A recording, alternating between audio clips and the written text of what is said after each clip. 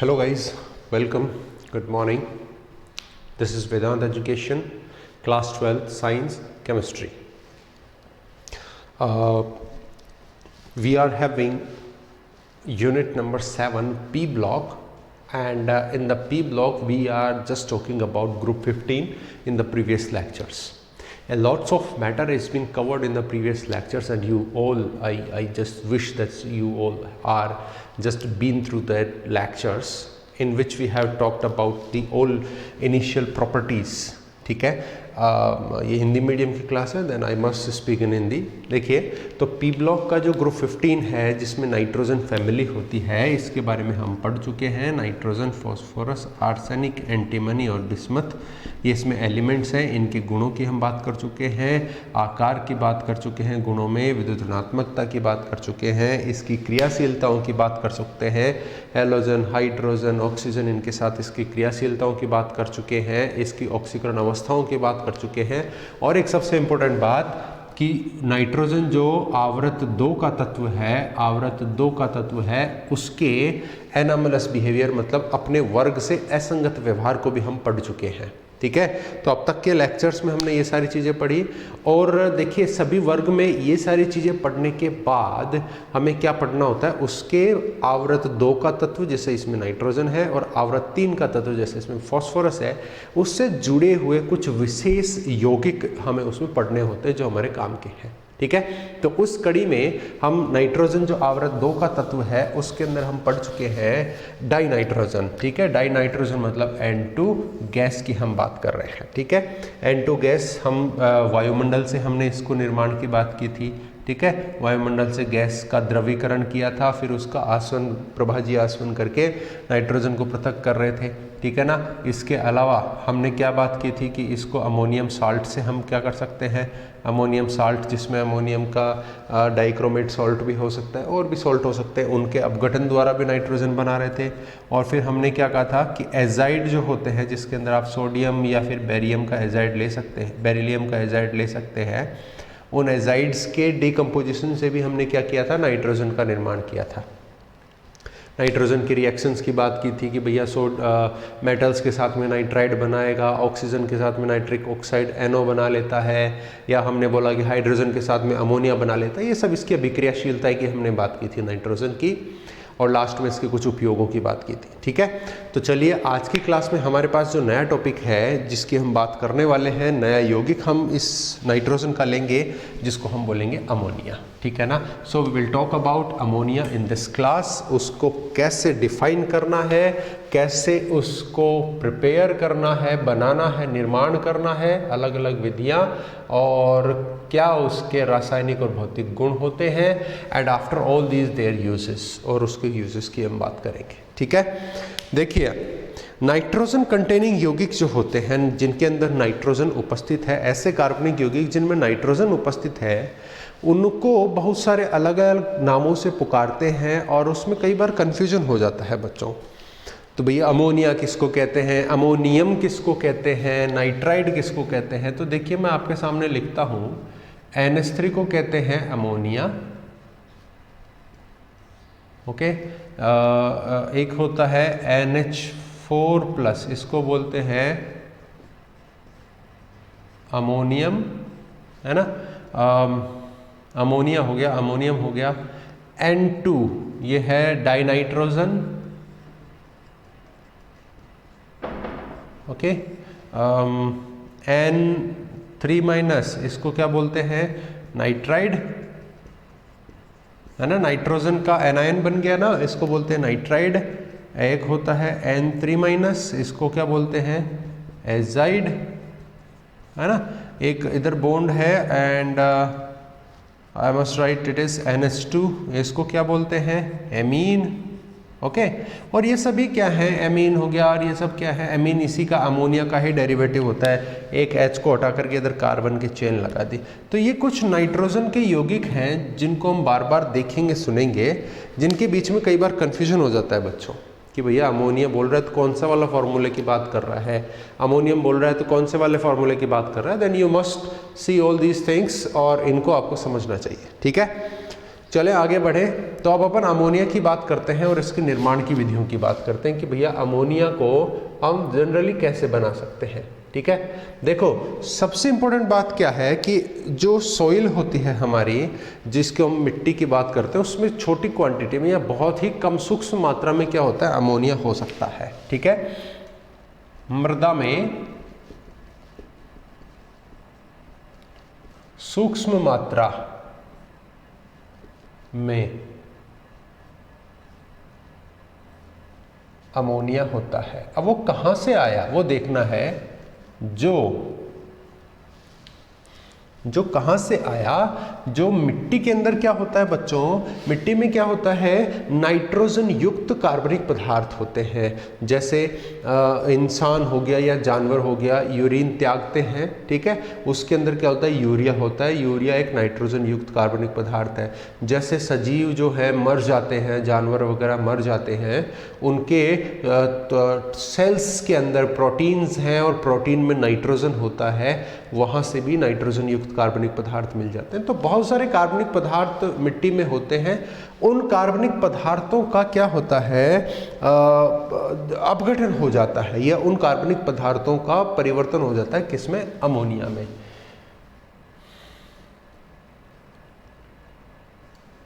जो नाइट्रोजन युक्त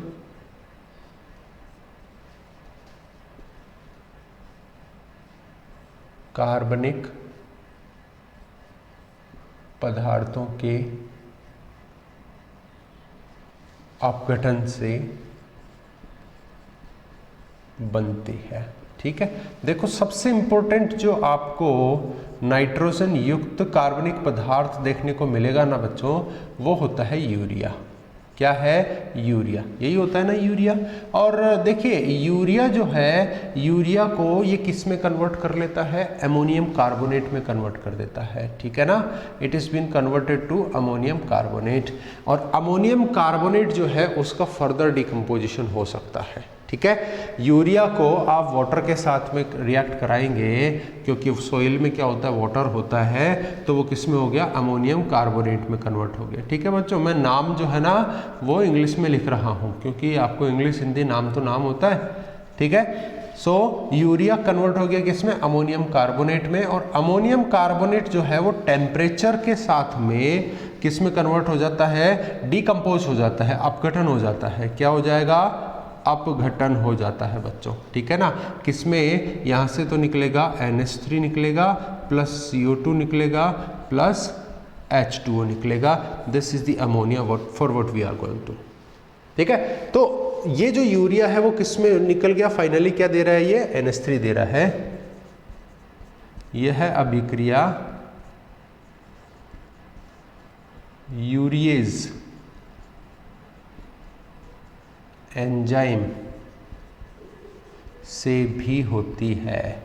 देखो जो यूरिनल्स होते हैं ना बच्चों, जैसे टॉयलेट वगैरह होते हैं, उनको साफ़ नहीं किया जाता है लंबे समय तक, है ना, या फिर वो चौक हो जाते हैं, बंद हो जाते हैं, उसमें जो अपन यूरिन पास करते हैं वो उसमें रुका रह जाता है। तो क्या होता है, ऐसे स्थानों पे क्या होता है, बहुत ही पंजेंट स्मेल आने लगती है, तीक्ष्ण गंध आने लगती है, अजीब सी बदबू आने लगती है। वो किसकी होती है, वो अमोनिया की होती है। ठीक है, अमोनिया की होती है। और वो कैसे हुआ, क्योंकि हम जब यूरिन करते हैं तो यूरिन में यूरिया होता है, और वो लंबे समय तक रुकने पर उसको माइक्रो ऑर्गेनिज्म क्या करती है, यूरिएज एंजाइम से उसको अमोनिया में कन्वर्ट कर देती है। ठीक है, यूरिनल में तीक्ष्ण गंध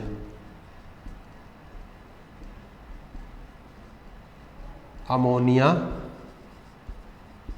की होती है। ठीक है, जो यूरिन के यूरिया को यूरिएज एंजाइम के द्वारा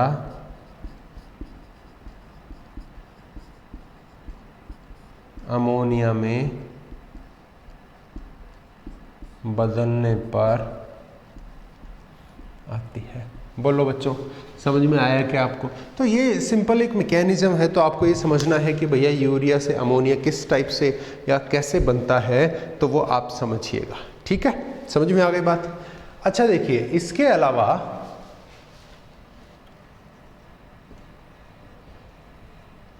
छोटे स्तर पर NH3 का निर्माण, छोटे स्तर पर NH3 का निर्माण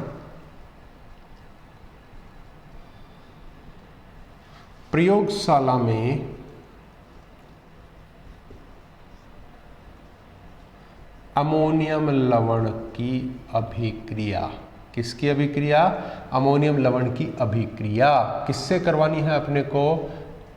कास्टिक सोडा से कराने पर होता है। ध्यान देना बच्चों, दो चीजें हैं हमारे पास, एक तो क्या है? अमोनियम लवण है, ठीक है। अब अमोनियम आप जरा देखिए, यहाँ क्या है? NH4 प्लस अमोनियम होता है, ये आयन है केवल, है ना, इट्स ओनली आयन। लेकिन अमोनियम लवण मतलब यहाँ पे जो प्लस है ना, इसकी वजह से जो माइनस जुड़ेगा वो भी इसके अंदर आ जाएगा, उसी को हम अमोनियम लवण बोलेंगे। ठीक है, अमोनियम लवण आप कुछ भी ले लीजिए, जैसे मैंने ले लिया NH4Cl, इसको मैंने क्या कर दिया? CaOH whole twice. ठीक है, जैसे मैंने अमोनियम लवण ले लिया, अमोनियम का सल्फेट ले लिया, ठीक है, अमोनियम या अमोनियम क्लोराइड या अमोनियम सल्फेट, इसको करा दिया मैंने NaOH से रिएक्शन। कास्टिक सोडा, सोडा मतलब NaOH, सॉरी OH बेस्ड, है ना, क्षार बेस्ड होता है, और जो सोडा की बात होती है कास्टिक सोडा NaOH को बोलते हैं स्पेसिफिकली। अब देखिए इस रिएक्शन के अंदर क्या होगा? अमोनियम तो क्या दे देगा? आप NH3 देखिए, इसके साथ में कैल्शियम का क्या आ जाएगा? क्लोराइड आ जाएगा, और H2O रिलीज हो जाएगा। देखिए मैंने इनको बैलेंस नहीं किया है रिएक्शंस को, आप देख लेना इनको बैलेंस करना, या फिर अभी अपन बैलेंस कर भी देंगे। ठीक है, यहाँ पे क्या है? सोडियम है, ये सोडियम इस सल्फेट के साथ Na2SO4। लेट मी चेक, आपको दिख रहा है कि नहीं दिख रहा है? तो यहाँ पर जो आपके पास अमोनियम के लवण थे, उन लवणों से हमने क्या कर दिया है बच्चों? उन लवणों से हमने यहाँ पे निर्माण कर दिया है किसका? अमोनिया का। ये क्या है? अमोनिया बन गया है बच्चों। ठीक है, अच्छा आप बैलेंस कर दीजिए। Cl 2 चाहिए हमें, क्योंकि यहाँ पे 2 है, 2 Cl है तो 2 NH3 होंगे, 8 हाइड्रोजन, 3 दूना 6 और 2 8। यहाँ पे ऑक्सीजन 2 हो गए हैं, सी हियर, ऑक्सीजन यहाँ पे क्या है? 2 है, तो मैंने यहाँ ये किया। ठीक है, तो अब देखिए now it is balanced, 4 2 जा 8 और 2 10, 3 2 जा 6 and 4 10, 2 oxygen, 2 nitrogen, 1 calcium, 2 Cl। ठीक है, सो दिस इज नाउ बैलेंस्ड। आप यहाँ पे भी सिमिलरली यही कर सकते हैं, 2 सोडियम है तो इस पे 2 किया मैंने, सल्फेट 1 है, अमोनियम भी यहाँ पे 2 आएगा, तो यहाँ पे 2NH3 हो गया है, 8 तो 10, 3 दूना 6 और 2, ये भी यहाँ पे आएगा। ठीक है, नाउ इट इज बैलेंस्ड। तो अमोनिया का लेबोरेटरी बेस्ड पे, ठीक है ना, कि भैया जब आपके पास, और ये देखिए आपको ये प्रैक्टिकल्स भी देखने को मिलेगा।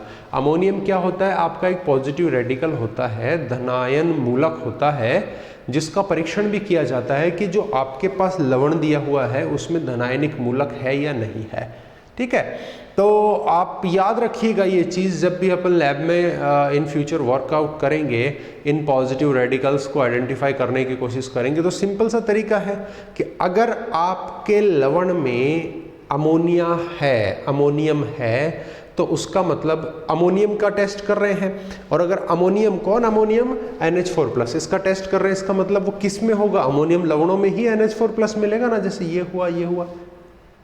और कोई भी अमोनियम लवण है उसमें आप बेस डाल दो, caustic soda, NaOH, calcium hydroxide डाल दीजिए, इन दोनों में से कैसी स्मेल आएगी?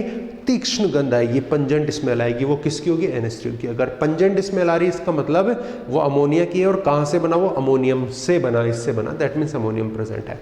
तो ये आप लैब में एक छोटे स्तर पर इसको अमोनिया को बनाने का तरीका भी है।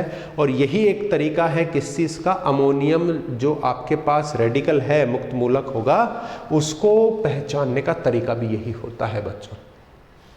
बताइए आपको ये बात समझ में आ रही है क्या? तो ये दो हमने इसके निर्माण देखे हैं। एक तो नेचर के अंदर जो होता रहता है उसकी हमने बात की है, और दूसरा हम बात कर रहे हैं लेबोरेटरी बेस्ड स्मॉल स्केल के ऊपर प्रोडक्शन की हम बात कर रहे हैं। ठीक है, चलिए अब आगे बढ़ते हैं। और अगर इंडस्ट्रियल स्केल के ऊपर, है ना, अगर इसको इंडस्ट्रियल स्केल के ऊपर हमें अमोनिया को प्रोड्यूस करना हो, निर्माण करना हो, मतलब व्यावसायिक रूप से अमोनिया का निर्माण करना हो, तो क्या करना चाहिए? ठीक है, देखिए अभी हमने पिछली क्लास में पढ़ा था कि N2 हाइड्रोजन से रिएक्ट करके क्या देता है? NH3 देता है। NH3 क्या है? वही अमोनिया ही तो है बच्चों। NH3 क्या है? अमोनिया ही तो है। हमने ये चीज़ बोली थी ना कि N2 की अभिक्रियाशीलता H2 के साथ क्या देती है? NH3 देती है। यही तो अमोनिया है। उस समय हमने इसको क्या नाम दिया था? हेबर प्रोसेस दिया था बच्चों। ठीक है ना? So this is a Haber process जिसको हम यूज करते हैं इंडस्ट्रियल स्केल पर। किस चीज के लिए? अमोनिया निर्माण करने के लिए। So now I am talking about Haber प्रक्रम। ठीक है, यह है अमोनिया का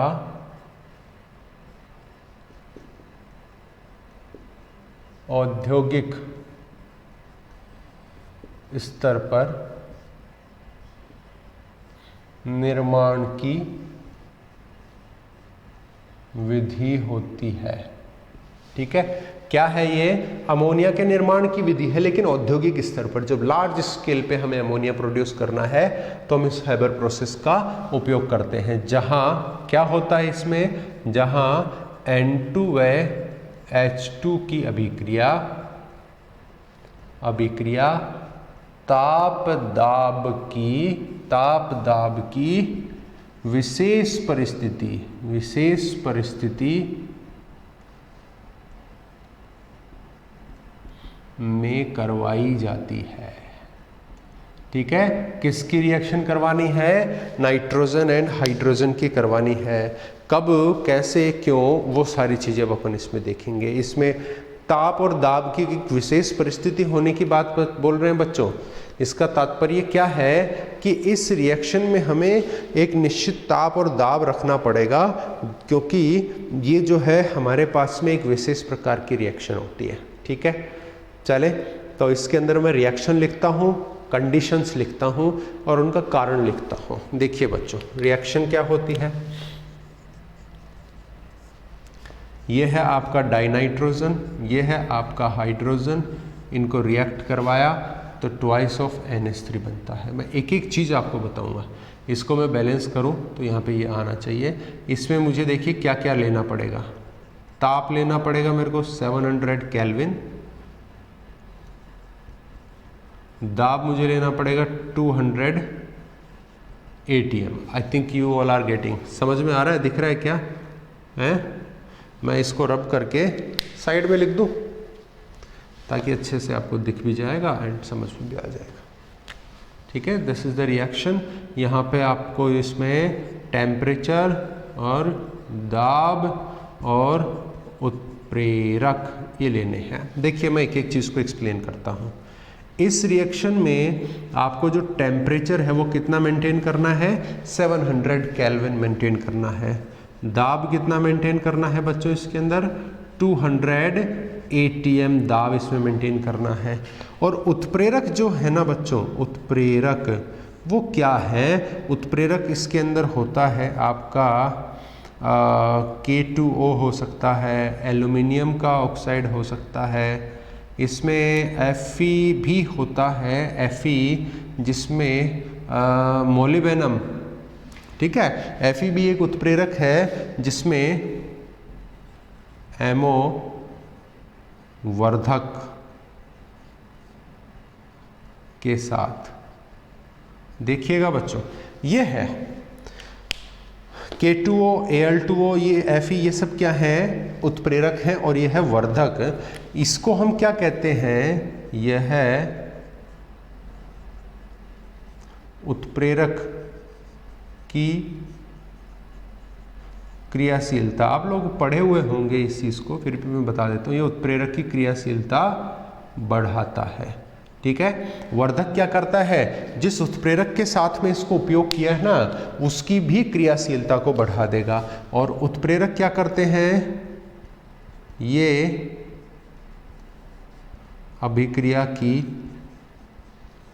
गति बढ़ाते हैं। कैसे बढ़ाते हैं? क्योंकि अभिक्रिया के अंदर जो न्यूनतम आवश्यक ऊर्जा होती है उस अभिक्रिया को पूर्ण करने की, जिसको हम सक्रियण ऊर्जा कहते हैं, उसको ये घटा देते हैं। ठीक है, उन अभिक्रिया के अंदर क्या है? ये लगभग धातु हैं या धातु के ऑक्साइड है। ध्यान देना, जब भी आपको गैसियस रिएक्शन देखने को मिले बच्चों, गैसियस रिएक्शन मतलब अभिकारक क्या हो? गैसीय अवस्था में हो, दोनों गैस है ना, तो उस समय पर इस प्रकार के उत्प्रेरक काम में आते हैं, जो क्या है? मैक्सिममली डी ब्लॉक की धातुएं हैं, अधिकतम डी ब्लॉक की धातुएं होती हैं। क्यों? क्योंकि ये क्या करते हैं? अधिशोषण करके सांद्रता बढ़ाते हैं गैस की। ठीक है, ये अभिक्रिया की गति कैसे बढ़ाएंगे? जो गैस अभिकारक के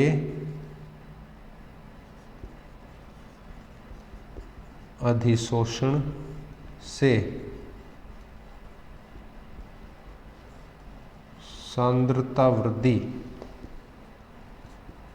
द्वारा होता है। ठीक है, समझ में आ गई बात? क्योंकि जो गैसेस हैं वो इनकी सतह पर अधिशोषित हो जाती हैं, और एक ही जगह पर सारी गैस अधिशोषित होगी तो सांद्रता बढ़ेगी, अभिक्रिया तेज चलेगी। तो उत्प्रेरक तो क्या कर रहा है? उस गैस की अभिक्रिया की गति को बढ़ा रहा है, और जो वर्धक है वो क्या कर रहा है? उत्प्रेरक की क्रियाशीलता को भी बढ़ा देता है। ठीक है, अब देखिए इसमें एक बहुत ही इंपॉर्टेंट बात है कि इसमें जो डेल्टा H होता है बच्चों, ये क्या है? एंथैल्पी चेंज है ना, ये होता है -46, नोट में यहाँ लगा रहा हूँ, 0.1 किलोजूल पर मोल। इस कहानी पे ध्यान देना, ये बहुत इंपॉर्टेंट पॉइंट है। इसका मतलब देखिए कि जो एंथैल्पी चेंज है, आप पढ़े हुए होंगे 11th में हालांकि इन चीज़ों को, फिर भी मैं एक बार बता देता हूँ थोड़ा शॉर्ट में। ये क्या है? एंथैल्पी चेंज है, और एंथैल्पी चेंज कैसे निकालते हैं? अंतिम एंथैल्पी माइनस प्रारंभिक। अब अंतिम एंथैल्पी छोटी होगी तभी तो फाइनल आंसर हमारा माइनस में आएगा। मतलब एंथैल्पी कम हो रही है, घट रही है, इसका मतलब ये ऊर्जा को उत्सर्जित कर रहा है। जब भी एंथैल्पी नेगेटिव में आए तो अभिक्रिया कैसी होगी? एक्सोथर्मिक होगी। ठीक है, कैसी होगी? एक्सोथर्मिक।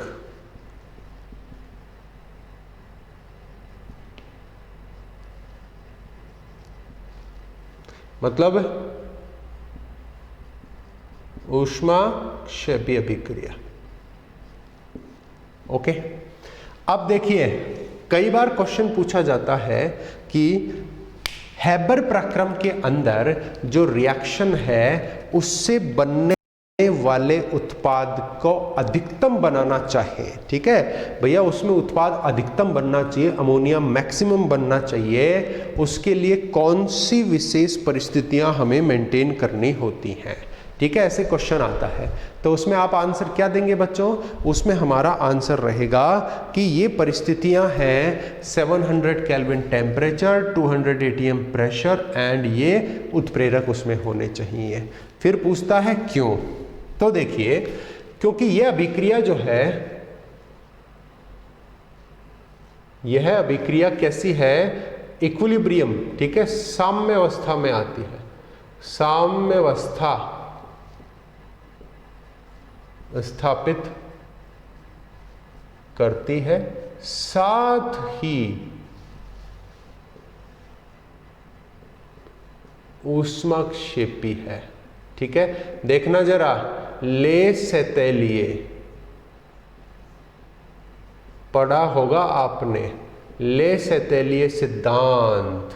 क्या पढ़ा है बच्चों? ले सेतेलिए सिद्धांत। देखो इस लाइन का मतलब मैं आपको बताता हूं। क्योंकि ये जो रिएक्शन है वो कैसी होती है? इक्विलिब्रियम एस्टेब्लिश करती है, साम्य अवस्था। साम्य अवस्था का मतलब क्या होता है? जब भी रिएक्शन की अग्र दिशा और पश्च दिशा दोनों बराबर हो जाएं, जितनी तेजी से वो अग्र दिशा में चल रहा है उतनी तेजी से वो पश्चिम दिशा में चलेगा, तो उसको क्या बोलते हैं, हम साम्यावस्था बोलते हैं। और ऐसी कंडीशन आने पर प्रोडक्ट एक बार जो बन गया बस उतना ही रहता है, 100% अभिक्रिया पूरी होती नहीं, चाहे आप उसको 1 दिन 2 दिन 50 दिन पूरी जिंदगी लगा के रखो अभिक्रिया को। समझ रहे हैं? जैसे आपने किया कि एक बॉक्स में एक बॉल रखी और उतने ही समय में एक बॉल वापस निकाल ली, एक बॉल रखी एक वापस निकाल ली, तो क्या उस बॉक्स में बॉल कम या ज़्यादा होंगी? क्या नहीं, हो ही नहीं सकती, क्योंकि आप जो बॉल रख रहे हैं वही निकाल रहे हैं। जितना इधर बनेगी उतनी ही वापस उधर चली जाएगी, इसी को तो साम्यावस्था कहते हैं। इसका मतलब ये रिएक्शन कंप्लीट ही नहीं होगी कभी। ठीक है, तो लेसेतेलिए क्या कहता है कि भैया कोई भी रिएक्शन अगर साम्यावस्था में है तो उस पर आप ताप लगा करके, दाब लगा करके या उत्प्रेरक डाल करके उस साम्यावस्था को अग्र दिशा में रिएक्शन पूर्ण करवा सकते हो। लेसेतेलिए सिद्धांत के अनुसार ताप, दाब,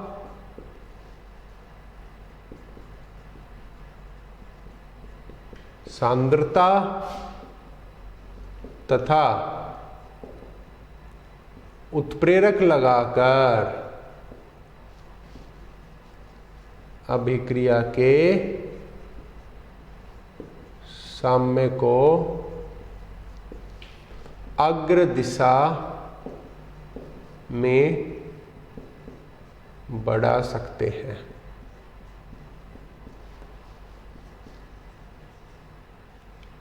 अभिक्रिया को पूर्ण कर सकते हैं। क्या कर सकते हैं? पूरा कर सकते हैं।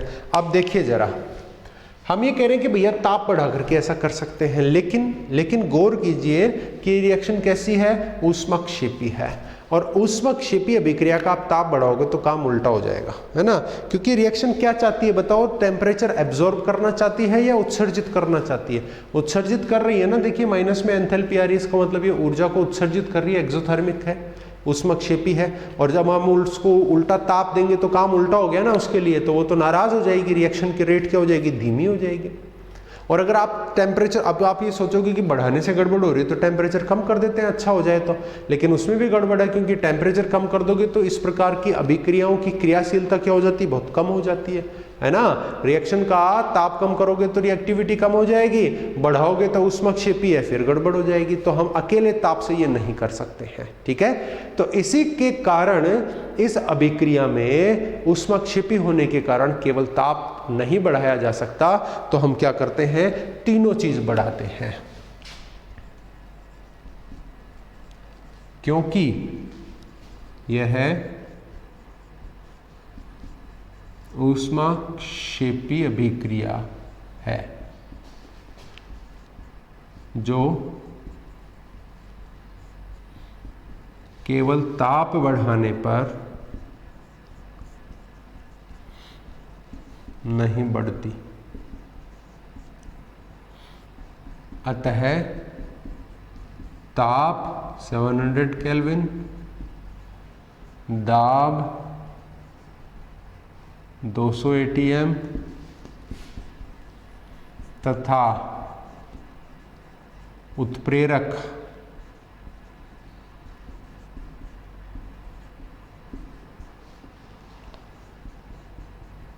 लगाकर अभिक्रिया को तेजी से पूर्ण करते हैं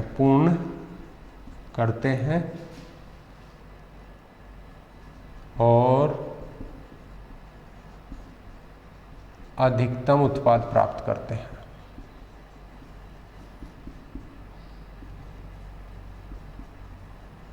बोलो, चीज समझ में आई कि नहीं आई? ठीक है क्या?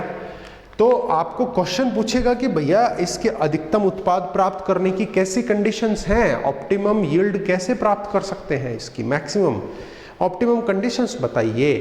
तो आपको यही बताना है कि ये ताप, दाब और उत्प्रेरक लगा करके हम अधिकतम उत्पाद प्राप्त कर सकते हैं। क्यों लगाना है? क्योंकि ये ऊष्मक्षेपी अभिक्रिया है और साम्यावस्था स्थापित कर लेती। और ये सब बातें लेसेतेलिए ने कही थी, भैया ऐसा करोगे तो अभिक्रिया अग्र दिशा में तेजी से चलेगी।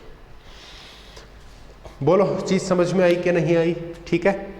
अब देखिए, मैं इसका आपको डायग्राम भी पूछ लेता है कई बार में, तो मैं डायग्राम आपको बता देता हूँ, ज़्यादा कुछ नहीं है डायग्राम में, और फिर इसकी प्रॉपर्टीज़ की बात अपन करेंगे। ठीक है, ये तो हुआ अमोनिया के निर्माण का बात हुई हैबर प्रोसेस के अंदर, और हैबर प्रोसेस का मैं डायग्राम आपको यहाँ पे बना के देता हूँ। देखिए जरा, देखिए सिंपली हमें क्या कहा गया है कि H2 और N2 गैस का रिएक्शन है, दैट मीन्स ये दोनों गैसेस को हमें मिक्स करना है। तो मैंने क्या किया, दोनों गैसेस का इंटेक ले लिया। ठीक है, दोनों गैसेस को लिया और कहाँ पे भेज दिया, कहाँ पे भेज दिया, कंप्रेशर में। ठीक है, कंप्रेशर में 200 ATM पे भेज दिया मैंने इन गैसेस को। ठीक है, और 200 ATM पे भेजा तो ये गैसेस क्या हो जाएंगी, क्या हो जाएंगी, संपीड़ित हो जाएंगी। ठीक है, संपीड़ित गैस, और ये कहाँ चली गई हैं बच्चों, ये चली गई हैं आपके उत्प्रेरक चैम्बर के अंदर।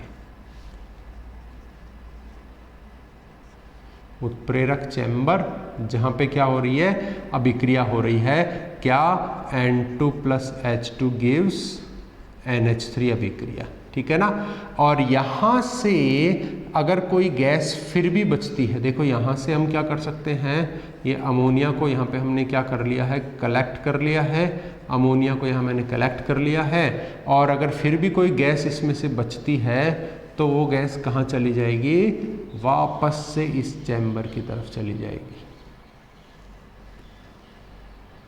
समझ रहे हैं आप भैया, अगर कोई गैस रह गई है, अगर कोई गैस रह गई है जिसने रिएक्शन नहीं की है, N2 + H2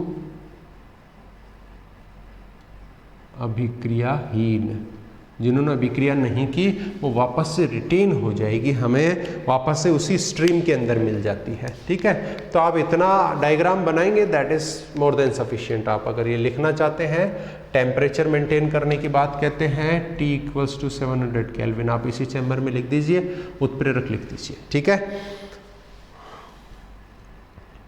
उत्प्रेरक चैम्बर में Al2O3 Fe, ये सब इसमें उत्प्रेरक है। ठीक है ना, तो ये है आपके इस हैबर प्रोसेस में डायग्रामेटिक्स डिस्ट्रीब्यूशन। कई बार आपको केवल डायग्राम भी बनवा लेता है, तो आपको पूरा पता होगा इस रिएक्शन का, तभी आप क्या कह पाएंगे,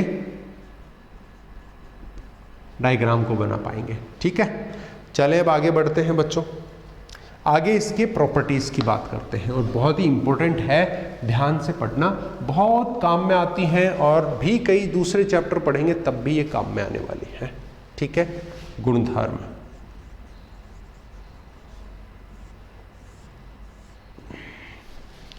अमोनिया की प्रॉपर्टीज देखिए, सबसे पहले अपन इसके कुछ भौतिक गुणों की अपन बात करने वाले हैं। भौतिक गुणों के अंदर हम इसके गलनांक की, क्वथनांक की, इसके ज्यामिति की, और लॉन पेयर की, और इसके रंग, गंध, विलेयता की, इन सब की हम बात करेंगे। ठीक है, तो देखो रंग तो इसका होता नहीं है, ध्यान देना, यह है एक रंगहीन, लेकिन तीक्ष्ण होती है भैया, गंधहीन नहीं होती है, तीक्ष्ण गंध वाली गैस है, जिसकी जल में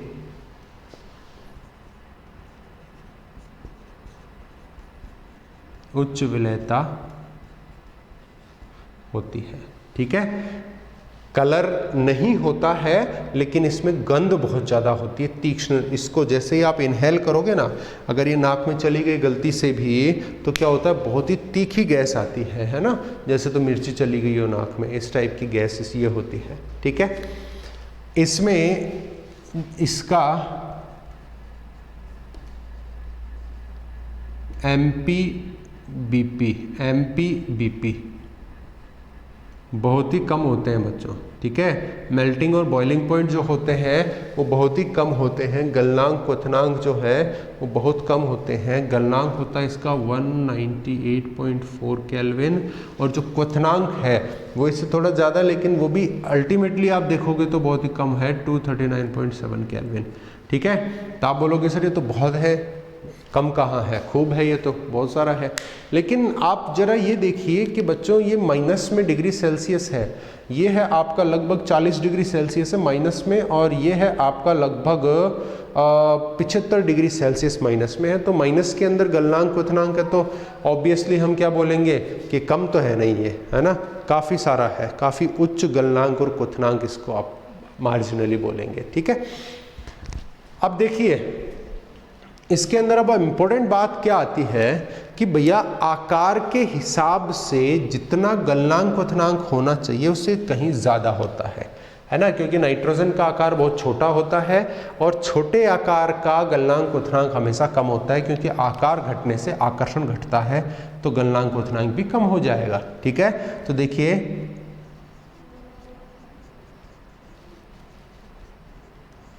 छोटे आकार के कारण MPBP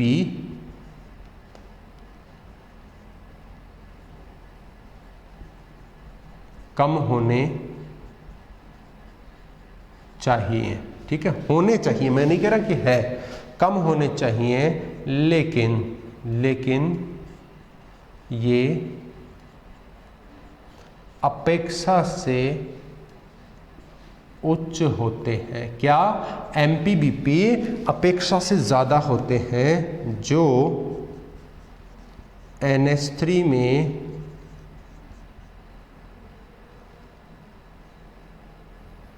अंतराणुक H आबंध, हाइड्रोजन बॉन्ड बोलते हैं ना बच्चों, H आबंध के कारण है। किसके कारण हो रहा है ऐसा? हाइड्रोजन बॉन्ड के कारण ऐसा हो रहा है। समझना इस बात को, I am just trying to teach you कि इसका स्ट्रक्चर कैसा है और हाइड्रोजन बॉन्ड कहाँ बन रहा है, वो मैं बात आपको बताता हूँ।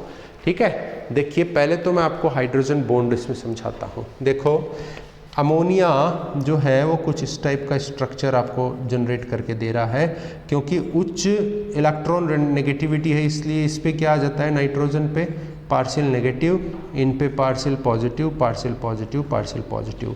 तो एक अमोनिया मॉलिक्यूल का जो नाइट्रोजन पार्शियल नेगेटिव है वो क्या करेगा, दूसरे के पार्शियल पॉजिटिव हाइड्रोजन से बॉन्ड बना लेगा, and that bond is only A attraction force. ठीक है ना, तो ये जो अट्रैक्शन फोर्स है this is the H bond, इसी को हम हाइड्रोजन बॉन्ड बोल रहे हैं। ठीक है, आ रही है बात समझ में? तो ये हाइड्रोजन बॉन्ड यहाँ पे बना है, इस हाइड्रोजन बॉन्ड के कारण एक अमोनिया मॉलिक्यूल जो है वो दूसरे अमोनिया मॉलिक्यूल से टाइटली बाइंडेड है। ठीक है, स्ट्रांगली बॉन्ड बना रहा है, और इन स्ट्रॉन्ग बॉन्ड्स की वजह से ही इसका जो गलनांक क्वथनांक है वो अपेक्षाकृत बढ़ गया है, ज़्यादा हो गया है। ठीक है, अगला इसका प्रॉपर्टी देखिए, इसकी ज्यामिति त्रिकोणीय पिरामिडीय होती है। देखो, क्योंकि इसमें एक लोन पेयर होता है जो एक LP के कारण है, क्योंकि नाइट्रोजन में एक लोन पेयर होता है और उसी के कारण ऐसा हो रहा है। ठीक है, तो ये है इसकी ज्यामिति, आप इसमें देखेंगे। ठीक है ना, चतुष्फलकीय नहीं है, ये एक त्रिकोणीय पिरामिडी है, क्योंकि अगर यहाँ बॉन्ड होता इस लोन पेयर की जगह तो आप इसको चतुष्फलकीय कह सकते थे। ठीक है, तो ये तो है इसके भौतिक गुण हैं सारे के सारे। और अब हम बात करते हैं कि भैया इसकी जल के अंदर विलयता काफ़ी अच्छी होती है। ठीक है, जल में विलयता जो है काफ़ी अच्छी होती है, इसका मतलब ये जल में बहुत अच्छे से डिसॉल्व हो पाएगा। तो जल में विलयता के कारण ये जो अमोनिया होता है वो क्या करता है, उसमें घुल करके OH- प्रोड्यूस करता है। ठीक है, अब जल खुद एक क्या होता है, एम्फोटेरिक नेचर का होता है, उभयधर्मी होता है ना। उभयधर्मी का मतलब क्या है कि वो क्या होता है, अम्ल भी और क्षार भी दोनों तरीके से बिहेव कर सकता है। जब दुर्बल अम्ल H2O के साथ में कोई रिएक्ट कर रहा है तो वो क्या होगा, दुर्बल क्षार होता है। ठीक है, तो देखिए विलयता है तो ये OH- देगा, इसलिए क्या है, NH3 एक दुर्बल क्षार होता है। आप समझिए ये मैंने लिखा है ना NH4 प्लस OH माइनस, ये मैंने तोड़ करके लिखा है एग्जैक्टली ये क्या होता है, NH4OH होता है जिसको अमोनियम हाइड्रोक्साइड बोलते हैं, और एक ये दुर्बल क्षार होता है। ठीक है, जनरली आप यूज़ करोगे, पढ़ोगे केमिस्ट्री के अंदर तो NH4OH अमोनियम हाइड्रोक्साइड एक दुर्बल क्षार पढ़ोगे इसको। ठीक है, एग्जैक्टली इसमें रिएक्शन कैसे हुई, जो H2O है उसका H प्लस त्यागता है ये, क्योंकि ये अम्ल है तो ये लोन पेयर की वजह से इस H प्लस को अपने यहाँ जोड़ लेता है, पूरा का पूरा लोन पेयर इसको हाइड्रोजन को दे देगा, क्योंकि इसके साथ हाइड्रोजन के साथ जुड़ने के लिए हाइड्रोजन के पास भी तो एक इलेक्ट्रॉन होना चाहिए, लेकिन हाइड्रोजन के पास होता एक है, वो भी चला गया, देखो H प्लस है, तो अब हाइड्रोजन को पूरे दोनों इलेक्ट्रॉन की शेयरिंग चाहिए, जिसको हम उपसेय संयोजक बॉन्ड बोलते हैं। तो ये यहाँ से इस लोन पेयर से शेयरिंग से जुड़ेगा तो NH4 हो गया, और ये H प्लस जो है ना वो नाइट्रोजन पे आ गया, क्योंकि नाइट्रोजन ने लोन पेयर दिया है। ठीक है, now it is NH4 plus, और ये क्या रह गया OH माइनस। तो इसको टुकड़ों में हमने तोड़ करके रखा है, एग्जैक्टली ऐसा नहीं होता है, ये ऐसे होता है। ठीक है, देखिए ये है धातु लवण से अभिक्रिया कर उन्हें क्या कर सकता है, उन्हें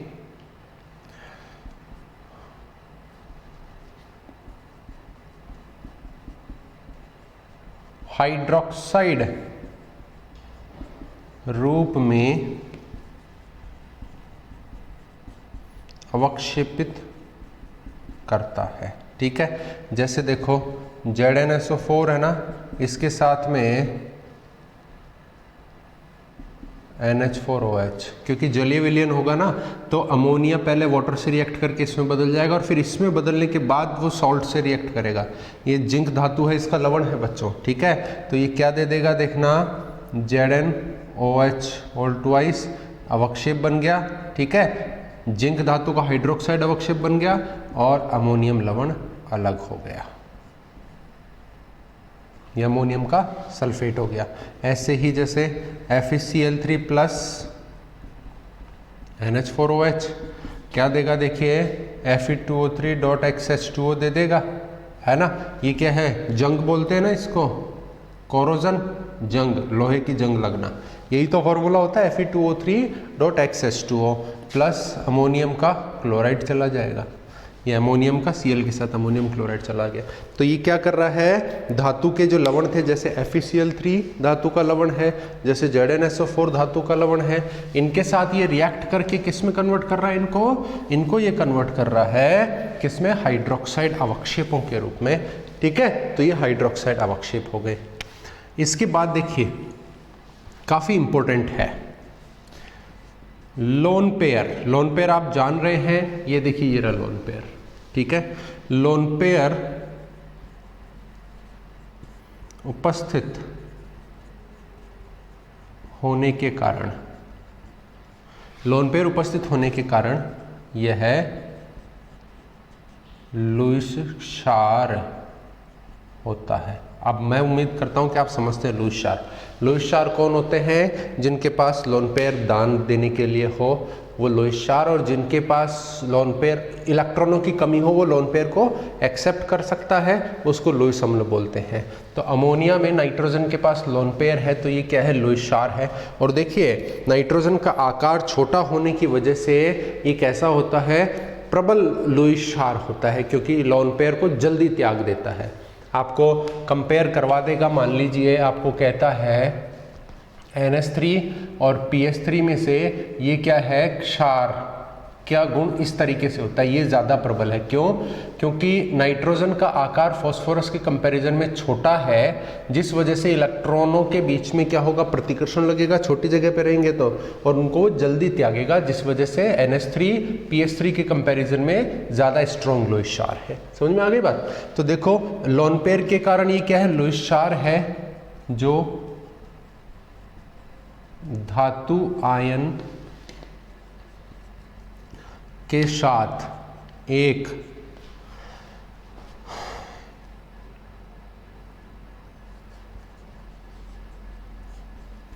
निश्चित रंग वाला संकुल देता है। क्या देगा, संकुल देता है, जिससे हम क्या कर सकते हैं, जिससे धातु आयन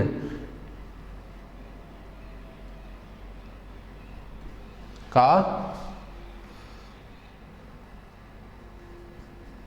पता चलता है। ठीक है, देखो बच्चों, आपके अभी मैंने थोड़ी देर पहले अमोनियम के मुक्त मूलक का परीक्षण की बात की थी। ठीक है, आइडेंटिफिकेशन, पता करना कि भैया कौन सा मुक्त मूलक प्रेजेंट है पॉजिटिव के अंदर। अमोनियम है, Cu2+ है, Pb है, जिंक है, कौन है, उसके लिए हमें मुक्त मूलक परीक्षण करने होते हैं। अमोनियम का मैंने बताया था आपको, NaOH डाल दो अमोनियम लवण में, अगर तीक्ष्ण गंध आ रही है अमोनिया की तो अमोनियम प्रेजेंट है। वैसे ही और भी धातुओं के आयनों का पता करने के लिए हम इस अमोनिया का प्रयोग करते हैं, क्योंकि अमोनिया के पास लोन पेयर है और धातु आयन है ना, जैसे Cu2+, तो उसके पास इलेक्ट्रॉन की कमी हो गई तो उस लोन पेयर को लेगा, और जैसे लोन पेयर को लेगा उप सहसंयोजक आबंध द्वारा क्या बन गया, संकुल बन गया। हम पढ़ चुके हैं संकुल यौगिक, 9वां चैप्टर। और उस संकुल का एक निश्चित रंग होता है, उस रंग से हम आइडेंटिफाई करेंगे कि ये कौन सा धातु आयन है। इसलिए धातु आयन के परीक्षण में भी क्या होता है, अमोनिया कार्य करता है। जैसे देखिए Cu2+ है, ये जलीय विलयन है बच्चों। ठीक है, इसमें जैसे ही आप अमोनिया डालेंगे तो पहले तो ये क्या था, नीला रंग था, इस Cu2+ के लवण का जलीय विलयन था। ठीक है, जैसे CuSO4 पानी में घोल दीजिए नीला रंग रहेगा, लेकिन जैसे ही आप उसमें अमोनिया डालेंगे तो ये किस में कन्वर्ट हो गया, जरा देखिए बच्चों, ये इस संकुल में कन्वर्ट हो गया, और इस संकुल का जो होता है गहरा नीला रंग होता है बच्चों, गहरा नीला रंग। तो जैसे ही नीले में NH3 डालते ही वो क्या हो गया, गहरा नीला हो गया, तो हम समझ गए कि ये क्या है, ये जरूर क्या था, कॉपर है। ठीक है ना। जैसे देखिए एक आपके पास AgCl है, ये क्या होता है, श्वेत अवक्षेप होता है, लेकिन आपके लिए तो ये अननोन है ना, आप तो जानते ही नहीं है कि भैया श्वेत अवक्षेप AgCl का है या किसका है, तो आपको पता लगाना है कि किसका है। तो जैसे ही आप AgCl के श्वेत अवक्षेप में अमोनिया डालेंगे तो वो क्या करता है, उसको घोल देता है। क्या कर देता है, उसको घोल देता है। कैसे घोलता है, क्योंकि उसके साथ में इस प्रकार का एक संकुल बना देता है जो क्या है, रंगहीन संकुल। ठीक है, रंगहीन संकुल, एक्वस जलीय विलयन। तो जैसे ही वो श्वेत अवक्षेप अमोनिया डालते घुल गया तो हम क्या बोलेंगे कि भैया ये जो श्वेत अवक्षेप थे वो किसके हैं, AgCl के हैं, तभी वो किस में घुले, अमोनिया में घुले। तो इस प्रकार से हम क्या कर सकते हैं, किसी भी धातु आयन के परीक्षण में भी या बहुत से धातु आयनों के परीक्षण में भी हम क्या कर सकते हैं, अमोनिया का प्रयोग बड़ी आसानी से करते हैं और अच्छे से उनके धातु आयन के होने का पता लगाते हैं कि कौन सा धातु आयन वहाँ प्रेजेंट है। ठीक है, तो ये हैं इसके बहुत सारे भौतिक गुण, रासायनिक गुण, इसका निर्माण, हैबिट प्रोसेस और बाकी सारी जो भी हमने वो प्रोग्राम और इसमें पढ़े हैं कि कौन कौन से तरीके से ये बनाया जा सकता है।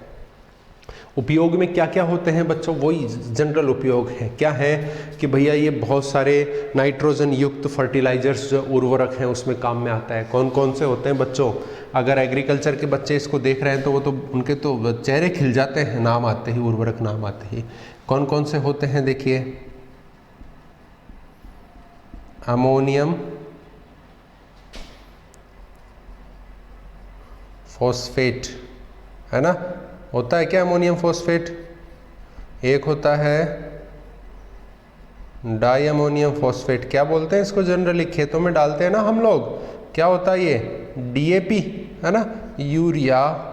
ये सब क्या है, ये सब है नाइट्रोजन युक्त उर्वरक। इनका निर्माण किससे होता है, इस अमोनिया से ही होता है। ठीक है, अच्छा इसके अलावा हम बहुत सारे नाइट्रोजन के यौगिक भी, इनऑर्गेनिक भी बना सकते हैं, जिसके अंदर नाइट्रिक एसिड हो गया है ना, ये तो कार्बनिक है। और जैसे नाइट्रिक एसिड आप बना लोगे, नाइट्रिक एसिड क्या होता है, HNO3, अकार्बनिक है, ये भी क्या कर सकते हैं हम, अमोनिया से बना सकते हैं। तो बहुत सारे कार्बनिक नाइट्रोजन युक्त उर्वरक बनते हैं, अकार्बनिक का यौगिक भी बनते हैं जिसमें बहुत इंपॉर्टेंट नाइट्रिक एसिड है। ठीक है, और इसके अलावा अमोनिया का जो आप कहते हैं कि भैया गलनांक उतना बहुत कम है, इसलिए अगर आप द्रवित अमोनिया लोगे तो उसका जो क्वथनांक है वो बहुत कम होने की वजह से इसको रेफ्रिजरेंट प्रशीतक के रूप में काम में ले सकते हैं, है ना। प्रशीतक के रूप में भी इसको काम में लिया जा सकता है, ठीक है। जनरल जो क्वेश्चंस पूछे जाने होते हैं मैंने आपको बताया, ठीक है ना। कॉपर के साथ में कैसे संकुल बना रहा है, कैसे कॉपर का हम परीक्षण कर सकते हैं अमोनिया से, आप ये बताएंगे।